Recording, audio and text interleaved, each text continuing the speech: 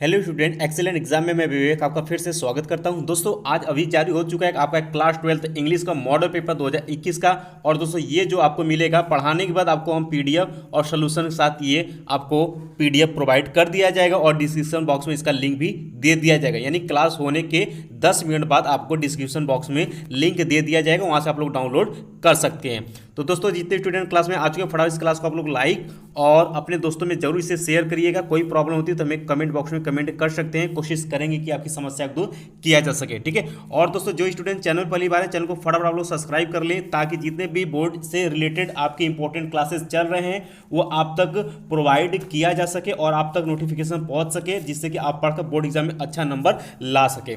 और दोस्तों अगर आप हमें व्हाट्सएप पर भी मिलना चाहते हैं या व्हाट्सएप पर भी आपको कोई भी आपके बोर्ड एग्जाम रिलेटेड कोई प्रॉब्लम होती है तो आप हमें व्हाट्सएप भी कर सकते हैं। व्हाट्सएप नंबर आप लोग नोट कर लीजिए कि 9451094356। ये मेरा व्हाट्सएप नंबर है और इस पर बोर्ड से रिलेटेड कोई प्रॉब्लम होती है तो आप हमें कमेंट बॉक्स में कमेंट कर सकते हैं। और दोस्तों बात करें कि अब से आपको सेलेक्टेड क्वेश्चन ही पढ़ना है, यानी कि दोस्तों बात करें तो आपके पास हर सब्जेक्ट की क्वेश्चन बैंक होनी चाहिए। अब जितना समय बचा हुआ सिर्फ आपको क्वेश्चन बैंक में आए हुए क्वेश्चन को सरल करना है। और दोस्तों आज आपको टाइम टेबल भी मिल जाएगा कि किस समय कौन कौन से क्लासेस चलाई जाएंगी और उस हिसाब से आपका रोजाना क्लास भी चलेगा। अब दोस्तों बात करते हैं कि अपने मॉडल पेपर इंग्लिश में। तो दोस्तों यहाँ आप देख सकते हैं कि मॉडल पेपर 2021 यूपी बोर्ड का जारी हो चुका है। समय आपको सेम रहेगा, समय आपको 3 घंटा 15 मिनट का मिलेगा और यहाँ आप देख सकते हैं पूर्णांक जो रहने वाला है आपका 100 अंक का रहेगा। और यहाँ पर वही कहा गया है कि 15 मिनट आपको पेपर को पढ़ने के लिए स्टूडेंट को दिया गया है। और नोट में यहाँ पर दिया गया है कि this paper is divided into section A and B, both section are compulsory. यानी कि कहा गया है दोस्तों कि ये जो मॉडल पेपर है, यानी कि जो आपको बोर्ड एग्जाम में पेपर पूछा जाएगा वो 2 भागों में विभाजित किया जाएगा, सेक्शन ए सेक्शन बी, यानी कि भाग ए भाग बी में, और दोनों सेक्शन करना आपको अनिवार्य रहेगा।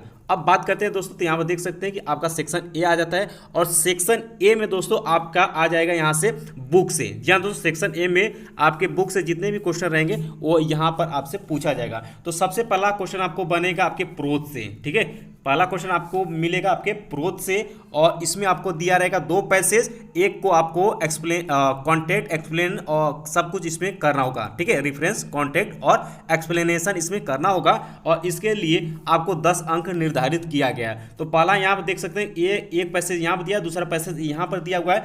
यहाँ पर दिया है कि the most diligent aggressive offender was a beautiful girl of 9 night font of me. दोस्तों बात करते हैं तो ये पैसेज जो है आपके first chapter a girl with basket से, ठीक है, ए गर्ल विद बास्केट से है। ठीक है, तो इसको आप लोग फटाफट नोट कर लीजिएगा। इसके बाद ये वाला सेकेंड वाला आपकी बात करते हैं तो सेकेंड इसमें से कोई भी दो ध्यान सुनिएगा दोस्तों, इसमें 2 पैसेज दिया है, 2 में से किसी एक को आपको करना पड़ेगा। ठीक है, जो आपको समझ में आता है कि ये अच्छा है उसे आपको करना है। बात करते हैं बहुत सारे स्टूडेंट को प्रॉब्लम होती है तो मैंने रेफरेंस कॉन्टेक्स्ट आपको लिखना सिखा दिया था और इसमें आपके जो एक्सप्लेनेशन होता है, एक्सप्लेनेशन में आप इसमें अपना आशय भी इसमें प्रकट कर सकते हैं। अगर जो एकदम कमजोर छात्र है, एकदम कमजोर, उसको कुछ नहीं लिखने आता है, तो इसी वाले पैसेज को, जैसे कोई भी पैसेज जो सेलेक्ट किया हो जिसका आपको नाम पता है, राइटर का नाम पता है, उसी को आप सेलेक्ट करिएगा और इसी पॉइंट को आप आगे पीछे करके लिखेंगे तो भी आपको नंबर 10 में से कम 5 अंक आसानी से मिल जाएगा, आप पास हो जाओगे। ठीक, इसके बाद बात करते हैं दोस्तों क्वेश्चन नंबर सेकंड आपका आ जाता है कि answer any one of the following question is not more than 30 word, यानी कि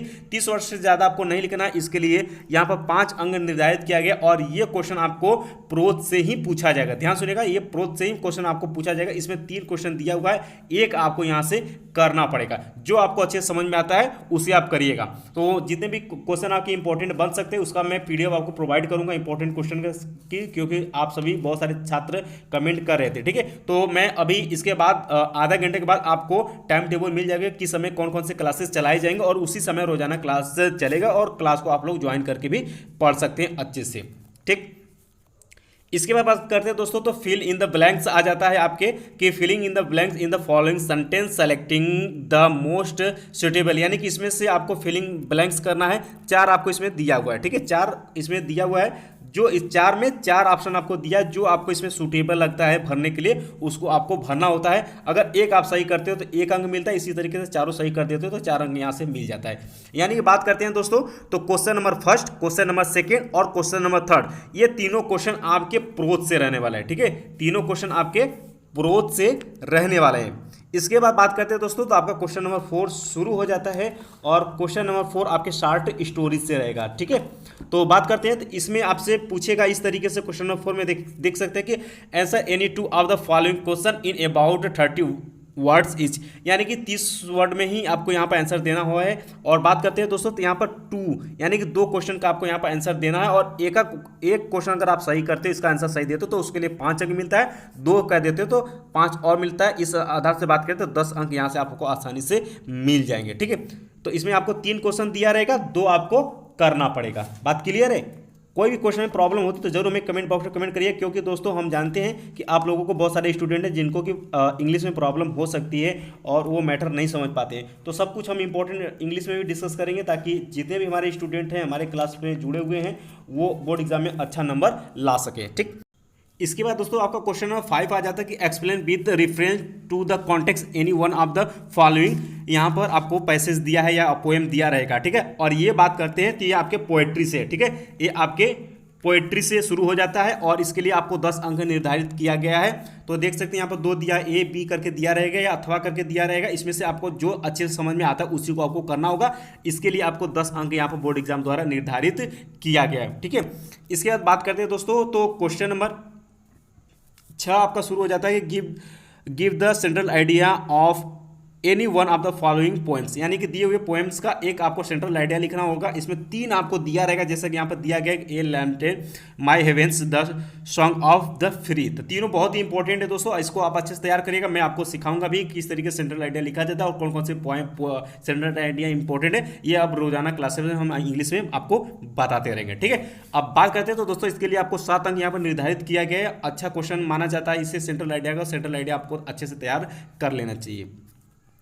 इसके बाद बात करते हैं दोस्तों, क्वेश्चन नंबर 7 शुरू हो जाता है कि right the definition of any one of the following figure of speech. यहाँ पे दोस्तों दिया हुआ है, ठीक है, फिगर ऑफ स्पीच दिया है विद 2 एग्जाम्पल, यानी कि 2 एग्जाम्पल सहित इसका आपको यहाँ पर स्पीच देना है। इसका परिभाषा आपको यहाँ पर लिखना है। यहाँ पर 3 आपको यहाँ पर फिगर ऑफ स्पीच दिया रहेगा। ठीक है, फिगर ऑफ स्पीच 3 आपको दिया रहेगा, तीनों को आपको उसकी परिभाषा लिखना पड़ेगा और उसका एग्जाम्पल लिखना पड़ेगा।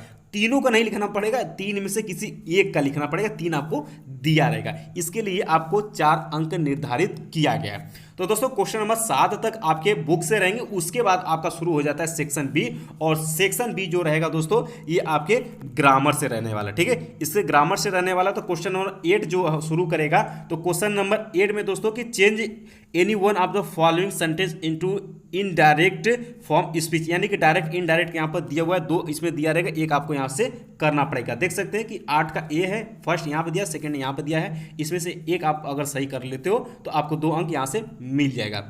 इसके बाद दोस्तों बी ऑप्शन इसमें दिया है कि combine any one of the following as direct within the brackets, यानी दिए हुए ब्रैकेट के अनुसार इसको आपको चेंज करना है। इसके लिए भी आपको 2 अंक निर्धारित किया गया है और इसमें से एक ही आपको करना पड़ेगा। इसके बाद बात करते हैं दोस्तों, आपका सी शुरू हो जाता है कि transform any one of the following sentence as direct within the brackets, यानी दिए हुए ब्रैकेट्स के अनुसार ही यहाँ पर आपको चेंज करना है। देख सकते हैं कि इसको आपको पैसेज वाइज में मतलब बदलना है इसको, और इसको कंपैरेटिव डिग्री में बदलना है। इस तरीके से आपको इसमें चेंज करना पड़ेगा, कोई एक आपको इसमें से करना पड़ेगा। 2 अंक इसके लिए निर्धारित यहाँ पर किया गया है। इसके बाद इसमें डी शुरू हो जाता है दोस्तों, आपका डी है correct any 2 of the following sentence, यानी कि दिए हुए इसमें से जो मैटर दिया रहेगा इसमें से आपको दिए हुए फॉलोइंग मतलब जो भी सेंटेंस दिया है इसको आपको करेक्ट करना होगा। 2 को आपको सही करना है। 2 सेंटेंस अगर आप यहाँ पर सही कर देते हो तो यहाँ पर 2 अंक आपको आसानी से मिल जाएंगे। ठीक है, इसके बाद बात करते हैं दोस्तों ये डी में आपको देखिए 4 आपको सेंटेंस दिया है, इसको आपको सही सही लिखना है कि किस तरीके से ये आगे, ध्यान सुनिएगा, ये आगे पीछे करके दिया रहता है। इसी सेंटेंस को आपको सिस्टमैटिक ढंग से लिखना है। ठीक, इसके बाद बात करते हैं दोस्तों क्वेश्चन नंबर 9 शुरू हो जाता है। क्वेश्चन नंबर 9 में use any 3 of the following idiom phrase, यहाँ पर idiom phrase in your own sentence so as to bring but their meaning clearly. यहाँ पर दोस्तों आपको आइडियम फ्रेज पूछा हुआ है और इसके लिए आपको 3 अंक, एक पर आपको 3 अंक यहाँ पर निर्धारित किया गया, यानी 3 आपको यहाँ पर करना पड़ेगा। इसके बाद बात करते हैं दोस्तों आपका बी शुरू हो जाता है। बी इसमें है कि राइट एंटोनिम्स, ध्यान सुनिएगा, इसमें antonyms of the following word, यानी यहाँ पर एंटोनिम्स पूछा हुआ है। इसके लिए भी आपको 3 अंक निर्धारित किया गया है। ठीक, इसके बाद बात करते हैं सी की राइट एनोनिम्स आपसे पूछा हुआ है, सॉरी सेनोनिम्स आपसे पूछा हुआ है आप द फॉलोइंग वर्ड्स, ठीक है। सेनोनिम्स आपसे यहाँ पर पूछा हुआ है, आपको 3 इसमें दिया रहेगा, 3 अंक यहाँ पर निर्धारित किया, देख सकते हैं यहाँ पर ब्रेव को दिया और मैंने आपको इंपॉर्टेंट मैंने बताया भी था, ठीक है। इसके बाद बात करते हैं दोस्तों, डी इसमें आपसे पूछेगा कि substitute one word of the following expression. जी हाँ दोस्तों, जैसे कि हिंदी में हमने पढ़ते हैं कि अनेक शब्दों का एक अर्थ, वैसे ही ये होता है, यहाँ पर इतना आपको सेंटेंस दिया है, इसका एक अर्थ आपको लिखना होगा, ठीक है। इसके लिए आपको 2 अंक यहाँ पर निर्धारित किया गया है, ठीक है। एक को आपको करना है, इसमें 1 2 3 दिया है, एक आपको करना पड़ेगा। इसके बाद ई है, ई में देख सकते हैं कि use of the following word in sentence of your own so as to bring out of difference in their meanings clearly। यानी कि ये 2 आपको दिया हुआ, इसका जो है इसका अलग मीनिंग क्या हो सकता है वो आपको यहाँ पर बतानी, इसके लिए बोर्ड एग्जाम द्वारा 2 अंक निर्धारित किया गया है। तो मैं दोस्तों इसलिए पेपर डिस्कस कर रहा हूँ ताकि आपको बोर्ड एग्जाम में किसी भी तरीके से प्रॉब्लम ना हो, और ऐसा ही क्वेश्चन आपको बोर्ड एग्जाम में पूछेगा, ठीक है। इसके बाद क्वेश्चन नंबर 10 आपका आ जाता है translate the following into English, यानी कि दिए हुए जो हिंदी दिया हुआ है इसको ट्रांसलेट करना है और आपको इंग्लिश में। इसके लिए बोर्ड एग्जाम द्वारा 10 अंक निर्धारित किया गया और इंपॉर्टेंट इसे माना जाएगा, देख सकते हैं यहाँ पर। बाकी तो पीडीएफ आपको मिल जा रहा है 10 मिनट बाद, तो आप डाउनलोड करके सभी क्वेश्चन को आप लगाने की कोशिश करिएगा। लगाने का मतलब ये है दोस्तों कि आपके पास जो भी क्वेश्चन बैंक उसमें आप खोजिए, खोजकर अगर आप उसको सेलेक्ट करके याद करते हैं तो आपके बोर्ड एग्जाम तक याद रहेगा और उसके बाद भी आपको याद रहेगा। क्यों? क्योंकि ये जो मैंने आपको मॉडल पेपर जारी किया गया ये मैंने आपको प्रोवाइड किया, लेकिन इसका मैंने सोल्यूशन आपको नहीं बताया है। तो आप जब मेहनत लगाकर खोजेंगे तो ये आपको आंसर सभी के सभी आंसर याद रहेंगे और बोर्ड एग्जाम में आएगा तो आप अच्छे से करके आओगे। इसलिए इसका हम सोल्यूशन नहीं देंगे, ध्यान सुनिएगा, इसका सोल्यूशन हम नहीं देंगे। बाकी जितने भी और मॉडल पेपर आएंगे उसका सोल्यूशन हम देंगे, बट इसका सोल्यूशन आपको ही करना पड़ेगा। यानी कि इसका आपको टेस्ट तरीके से समझना है तो टेस्ट तरीके से समझ सकते हैं,